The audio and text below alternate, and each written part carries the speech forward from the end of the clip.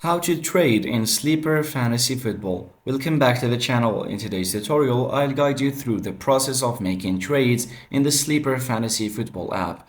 Trading players can be a crucial part of improving your team, so let's dive in and learn how to do it effectively. First, open the Sleeper app and navigate to your league.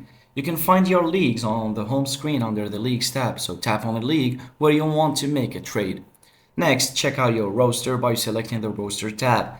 Take a moment to review your players and identify who you might want to trade away. It's also helpful to look at other teams' rosters to see who might be a good trade partner. To propose a trade, go to the team of the player you want to trade with. Tap on their roster and select the player you want to trade away. Then look for the trade option, which will allow you to select the players you want in return. After selecting the players, you'll see a summary of the trade. Double check the details and then hit Send Trade Proposal. The other manager will receive a notification about your trade offer. If you receive a trade proposal from another manager, you'll see a notification in the app, so tap on it to review the trade details. You can either accept, decline, or counter the offer.